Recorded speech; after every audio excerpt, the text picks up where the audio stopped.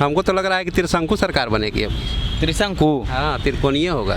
तो फिर उसमें कौन होंगे सीएम त्रिकोणीय में? हमको तो लग रहा है कि तेजस्वी या प्रशांत किशोर। हम लोग बचपन से देख रहे हैं, आज भी देख रहे हैं, लेकिन संतुष्ट तो नहीं है अब, क्योंकि उनका कार्यकाल जितना दिन रहा है विकास तो बहुत हुआ है, लेकिन विकास के निर्माण का मजबूती नहीं रहा है। कि आज तक हमारा गवर्नमेंट सिर्फ पढ़ाई और रोजगार की बात किया है, लेकिन यहाँ औद्योगिकीकरण का कोई आज तक विकास नहीं हुआ है। यहाँ पहाड़ काटने की जरूरत नहीं है, उतना में तो कितना प्लांट लग जाएगा, कितना फैक्ट्री लग जाएगा। आज तक इस पर गवर्नमेंट किसी गवर्नमेंट ने ध्यान नहीं दिया।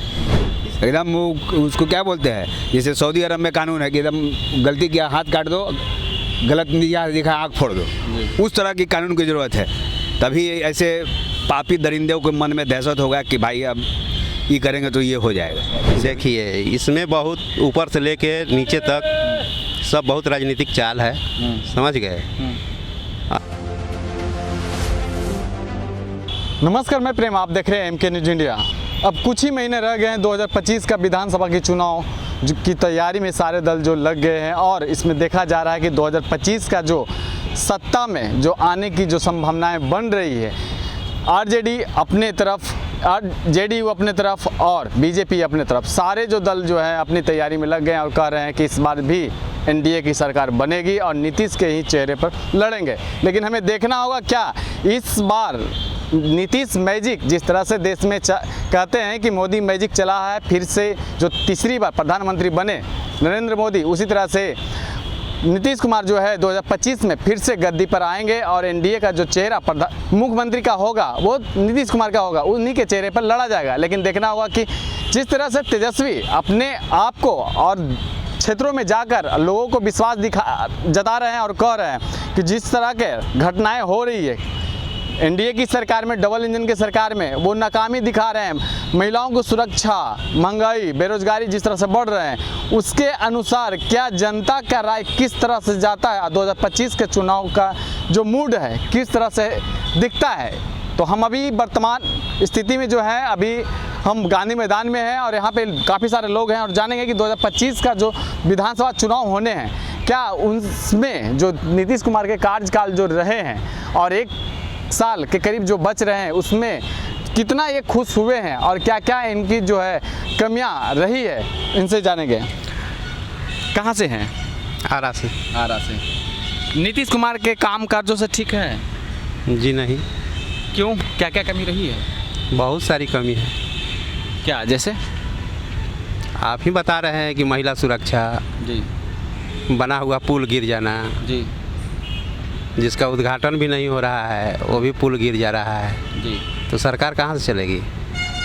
फिर भी 2025 में आने की? बिल्कुल नहीं, हम असंतुष्ट हैं। 2025 में तेजस्वी भी कह रहे हैं कि हम सत्ता में आ जाएंगे, प्रशांत किशोर भी बोल रहे हैं कि हम सत्ता में आएंगे, चिराग भी बोल रहे हैं कि सत्ता में आ जाएंगे, ये CM पद का उम्मीदवार होंगे। क्या लगता है? लगता क्या है, यहाँ तो जिस तरह का माहौल है उस तरह से अभी लग नहीं रहा है कि इस बार आएंगे। बदल जाएगा? बदल जाएगा। तो फिर किसकी सरकार बनेगी? हमको तो लग रहा है कि त्रिशंकु सरकार बनेगी अब। त्रिशंकु? हाँ, त्रिकोणीय होगा। तो फिर उसमें कौन होंगे CM त्रिकोणीय में? हमको तो लग रहा है कि तेजस्वी या प्रशांत किशोर। प्रशांत किशोर। प्रशांत किशोर का जो समीकरण है आपको कितना अच्छा लग रहा है? बोल रहे हैं कि पहली बार बिहार के लिए काम कर रहे हैं, आज तक तो नेता के लिए काम कर रहे थे जी, लेकिन इस बार बोल रहे हैं कि बिहार की जनता के लिए काम कर रहे हैं। लोगों का रुझान है उनके तरफ। लोगों को रुझान है उनके तरफ, लेकिन कहा जा रहा है कि वो पैसा दे देकर जो है भीड़ जुटाते हैं, लोगों को पैसा बांटते हैं, तभी ये सब बोलते हैं। सभी पार्टियों का यही काम है, वाम दल छोड़ के बाकी लोग सब पैसा देकर ही जुटाते हैं। अच्छा, तो आप मानते हैं कि प्रशांत किशोर भी पैसा दे रहे हैं? नहीं, वो तो कह रहे हैं कि 2 करोड़ लोगों से 100-100 रुपया लेंगे जी, जनता के पैसा से चुनाव लड़ेंगे। तेजस्वी से क्या नाराजगी है? कुछ नाराजगी नहीं है, आए वो भी संघर्ष कर रहे हैं। अभी तक तो उप मुख्यमंत्री बने हैं, एक बार जनता देखना चाहती है कि मुख्यमंत्री के पद पे भी आप देख लीजिए बैठकर। अच्छा, जुआ को भरोसा है उनसे। अच्छा, NDA में चिराग पासवान भी है, तो चिराग पासवान को CM का चेहरा क्यों नहीं रखा जा रहा है? देखिए, चिराग नाम से नहीं होगा जी, कि चिराग पासवान आएंगे तो कुछ हो जाएगा। हाँ, उनका घर का चिराग ही बुझ गया है। कैसे? वो अपने घर में ही आग लग गया है उनको। पशुपति पारस। हाँ, वो तो खुद 2 फाड़ में बटे हुए हैं। पहले वो अपना घर संभाले। घर संभाले जी। बिहार में भी वर्तमान स्थिति में काफ़ी करीब लगता है 17 वर्षों से नीतीश कुमार जो है सीएम पद पर हैं। क्या अभी भी उनको लगता है कि कुछ और बेहतर करने की ज़रूरत है? नहीं, इंजीनियर हैं लेकिन वो इंजीनियरिंग में फेल हैं। गोल्ड मेडलिस्ट कहते हैं कि हम हैं, लेकिन वो फेल हैं। अच्छा जी। तो आपको लग रहा है कि इस बार 2025 में परिवर्तन होगा? एकदम बिल्कुल परिवर्तन होगा। बिहार सरकार जो है नीतीश कुमार उनके कामों से संतुष्ट हैं?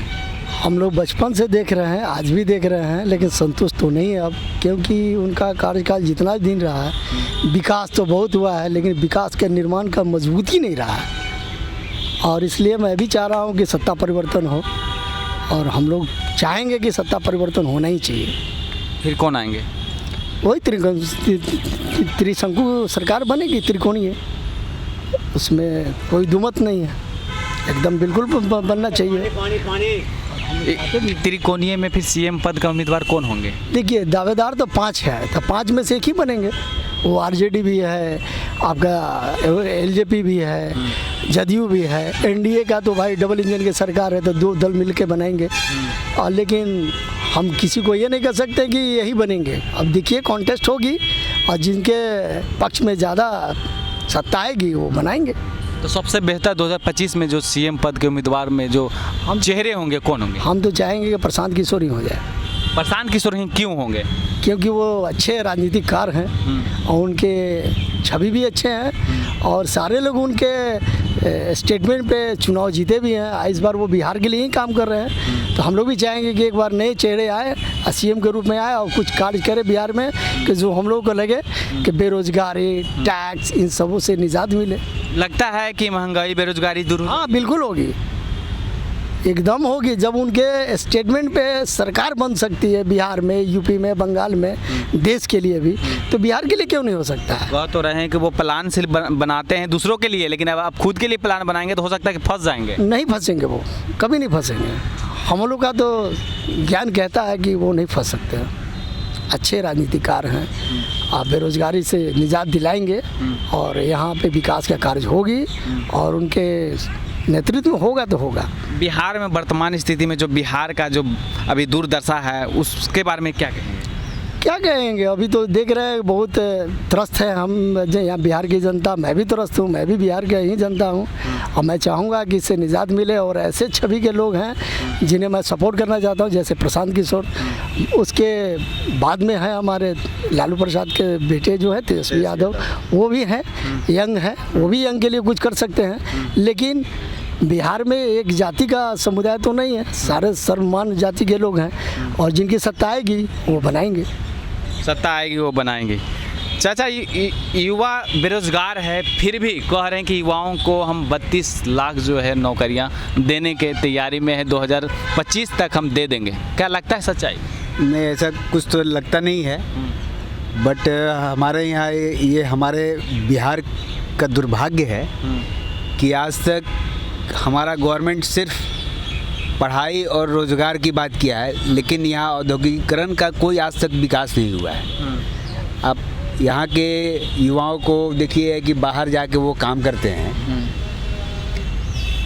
ट्रेन में मैंने FCI के बोड़ी की तरफ भर भर के जा रहे हैं, लेकिन वो गवर्नमेंट हमारे यहाँ भी वो चीज़ कर सकती है, उद्योग लगा सकती है, जिसके कारण हमारे बिहार वासियों को बाहर जाने की ज़रूरत नहीं पड़े, उनको गाली नहीं सुनना पड़े, यहाँ वो रहे अपने देश में अपने बाल बच्चों के साथ और काम करें, और हमारा इस विकास हो और बिहार का विकास हो।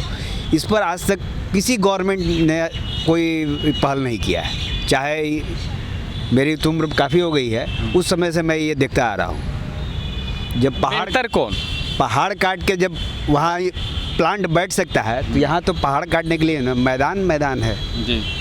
पहाड़ काटने की ज़रूरत नहीं है, यहाँ पहाड़ काटने की ज़रूरत नहीं है। उतना में तो कितना प्लांट लग जाएगा, कितना फैक्ट्री लग जी। जाएगा। आज तक इस पर किसी गवर्नमेंट ने ध्यान नहीं दिया। इसलिए मैं यहाँ का बिहार का ही हूँ, लेकिन इस बात को मैं बाहर जाकर देखा कि हमारे बिहार और वहाँ में क्या अंतर है। और खुद यू देखिए, नौकरी हर किसी को ज़रूरत है आज के समय में, लेकिन जो अभी स्थिति है सबको नौकरी मिलना भी पॉसिबल नहीं है। जी जी। तो कुछ रोजगार। अपना हुनर भी युवाओं को स्टार्टअप लेना होगा, जी।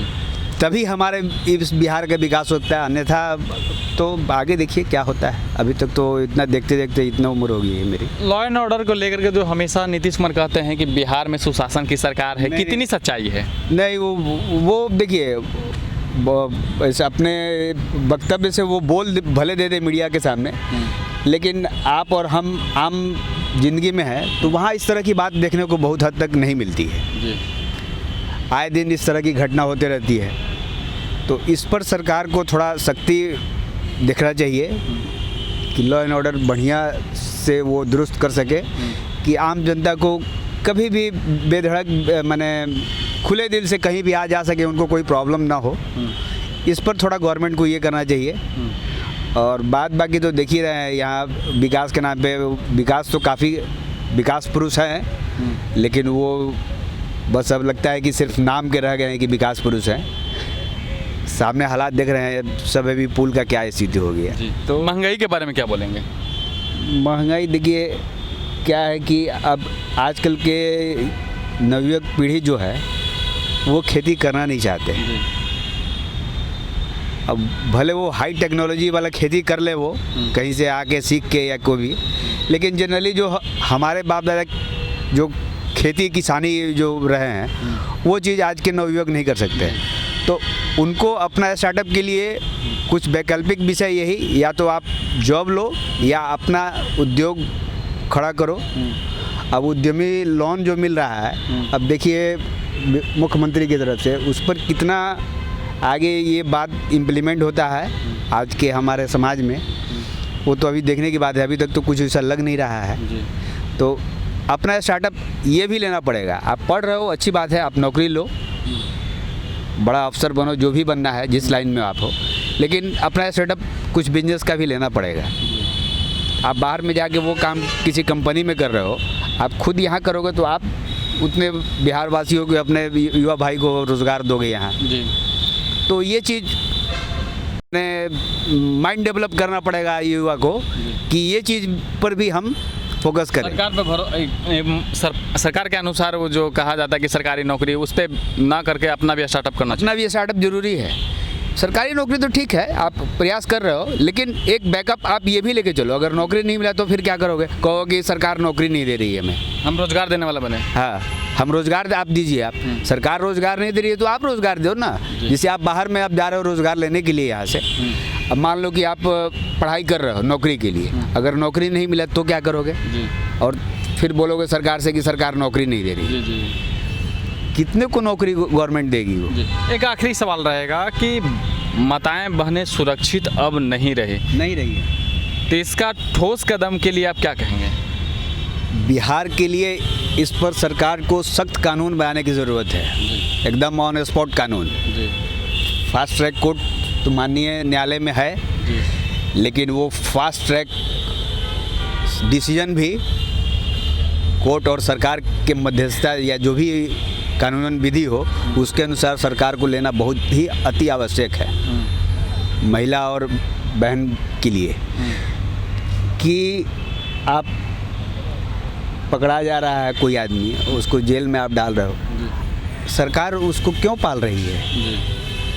ऐसे लोग जब दरिंदगी कर रहे हैं तो उनको दरिंदगी की तरह गांधी मैदान में जब हम जनसभा का आयोजन कर रहे हैं तो उसको जनसभा में बुला के उसको सजा दीजिए। उसको एकदम वो उसको क्या बोलते हैं, जैसे सऊदी अरब में कानून है कि एकदम गलती किया हाथ काट दो, गलत निगाह दिखा आँख फोड़ दो, उस तरह की कानून की ज़रूरत है। तभी ऐसे पापी दरिंदों के मन में दहशत होगा कि भाई अब ये करेंगे तो ये हो जाएगा। जैसे अभी देखिए यूपी में हो गया है कि जो भी लड़का परीक्षा में पेपर लीक करेगा तो उसको इतना फाइन हो जाएगा। तो करने वाला अब 10 बार सो जाएगा कि 8 करोड़ हम कहाँ से देंगे, हमारे तो पीछे का 60 पीढ़ी ये सब गोल हो जाएगा। जी जी। तो इस तरह का कानून होना चाहिए, तभी दहशत होगा, अन्यथा नहीं हो सकता है। जी।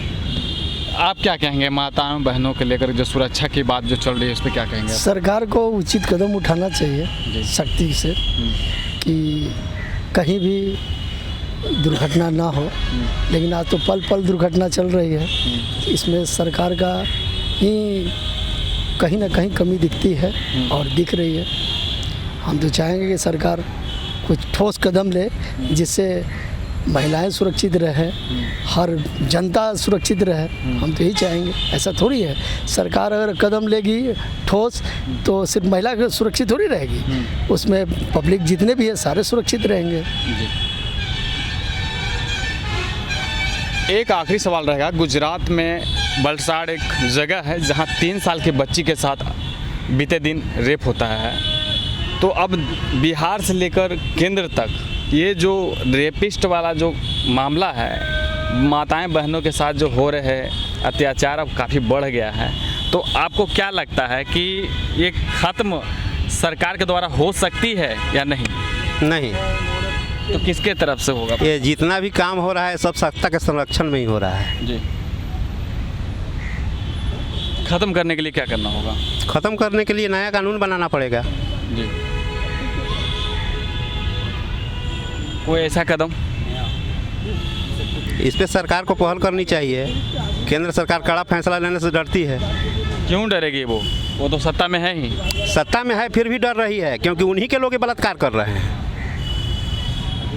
मणिपुर के घटना को देख लीजिए, बंगाल की घटना को देख लीजिए। बंगाल वाले में तो बोल रहे हैं कि ममता बनर्जी का ही आदमी है तो किसी का भी आदमी हो, बलात्कारी किसी का नहीं हो सकता है।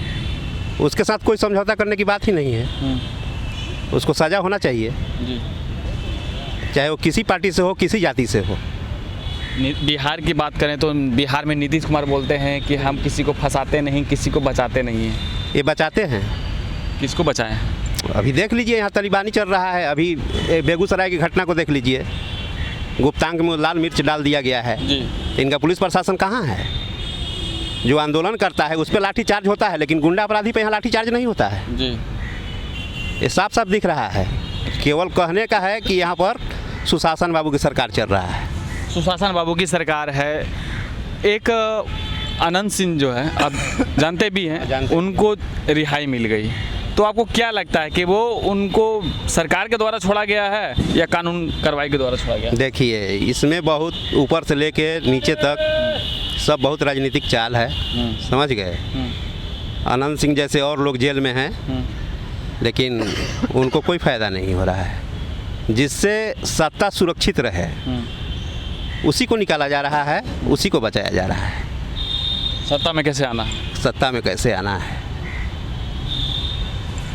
देखिए, कहते हैं कि नीतीश कुमार हम सुशासन की सरकार में और विकास पुरुष भी हमें कहते हैं, लेकिन अब देखते हैं कि जो जनता है वो काफ़ी नाराज़ चल रहे हैं कि जिस तरह से आए दिन बिहार में घटनाएं घट रही है माताएं बहनें के साथ, और पुल पुलिया जो गिर रहे हैं, महंगाई का जो चरम सीमा पार कर रहे हैं, बेरोजगारी जो है वो भी अपने आप जो है बढ़ते ही जा रही है। और कहते हैं कि हम रोज़गार देने में काफ़ी आगे हैं, एक नया इतिहास लिखे हैं गांधी मैदान में नौकरी देने में। लेकिन यहाँ पे बेरोज़गारी का आलम इतना बढ़ गया है कि बेरोज़गारी भी उतनी है जिस तरह से जब ट्रेन के सफ़र में जब अपने राज्य से दूसरे राज्य में जब जाते हैं तो वो बोगी के अंदर इस तरह से ठूस कर जाते हैं जिस तरह से कि मालगाड़ी के अंदर सामान जाता है।